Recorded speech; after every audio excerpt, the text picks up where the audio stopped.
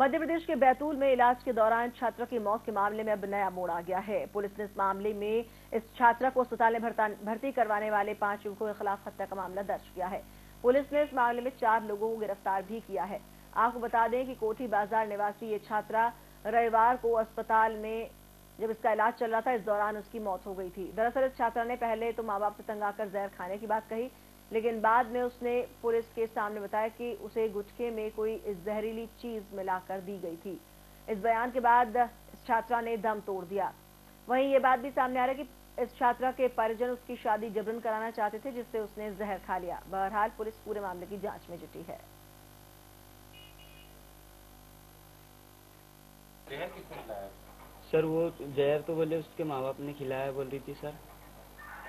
फिर बाद में सर हमारा नाम लिया। उसने तो बताया कि तुम लोगों ने पाउच में खिलाया। हाँ सर, बाद में उसने हमारा नाम लिया। पहले उसने सुबह बताया था कि उसके मम्मी पापा के चक्कर में खाया बोले। फिर किसने खिलाया? तुम्हारे घर पे तो खाया होगा? सर हमारे घर पे खाया ही नहीं सर।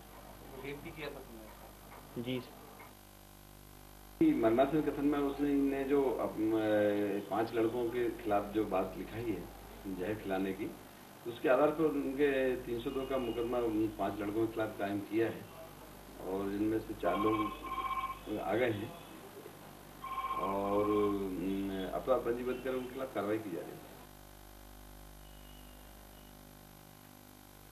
ज्यादा जानकारी के लिए हम रुक करेंगे। हमारे संवाददाता नंदकिशोर हमारे साथ फोन लाइन पर जुड़ चुके हैं। नंदलाल, क्या है ये पूरा मामला और क्या कुछ अभी तक निकल कर आया है? फिलहाल आगे किस कार्रवाई में जुटी है पुलिस? ज्योति, एक्चुअल मामला ये है कि एक युवती जो मतलब अपने ही पड़ोसियों के साथ में कपड़े धोने के लिए तालाब पर गई थी, जो उसके परिजनों ने बताया कि तालाब पर कपड़े धोने के लिए गई थी, लेकिन जब वापसी आई तो उसको उल्टियां होने लगी। इसको लेकर के कुछ उनके परिजन परिचितों ने उसको हॉस्पिटल में भर्ती किया।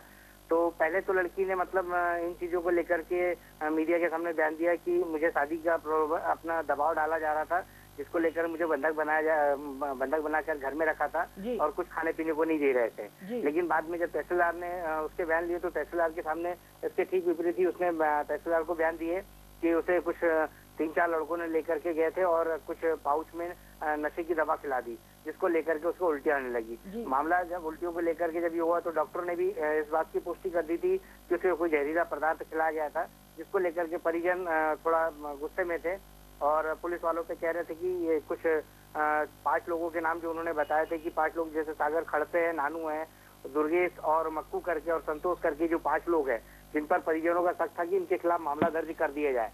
लेकिन पुलिस इस पूरे मामले में टाला मटोली कर रही थी। पहले तो लड़कों को बैठा लिया गया, कोई मामला दर्ज नहीं किया गया, पूछताछ की बात करते रही। जब परिजनों ने हंगामा किया तो उसके बाद में पुलिस वालों ने दबाव में आकर के मामला दर्ज किया है और अभी फिलहाल तो मतलब पुलिस इन पर मामला दर्ज करके इनको हिरासत में ले रखा है। अब आगे की बात भी फिर भी वो पीएम रिपोर्ट के बाद विवेचना करने की बात कह रहे हैं। जी, इन आरोपी जो युवक हैं इनसे क्या कुछ पूछताछ में निकलकर सामने आया? इनका क्या कहना है?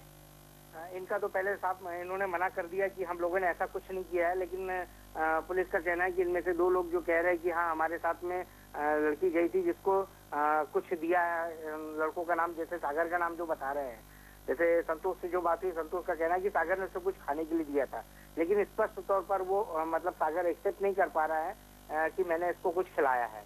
लेकिन बात सीधी ये है कि उसकी हत्या को लेकर के, उसकी हत्या करने के मनसा को लेकर के इन्होंने उसको कुछ खिलाया है और साथ में ये सहयोगी है इसके।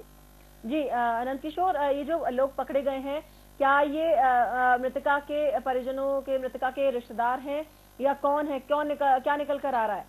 ये पड़ोसी ही है आसपास के और मतलब एक करीबी रिश्तेदारी के, ज्यादा करीबी तो नहीं लेकिन है तो रिश्ते में ही ये लोग। और वो लड़के के सागर के जैसे साथ में जो लड़के आसपास के ये मोहल्ले वाले हैं और कुछ 2 लोग दूसरे अपना इलाके के रहने वाले हैं, मतलब बैतूल शहर के रहने वाले हैं। ऐसा लग रहा है कि कोई आपसी ही रंजिश पुरानी बात को लेकर के इन्होंने ये वैमनस्यता निकाली, ऐसा परिजनों का कहना है। जी चलिए नंदकिशोर, इस तमाम जानकारी के लिए आपका बहुत बहुत शुक्रिया।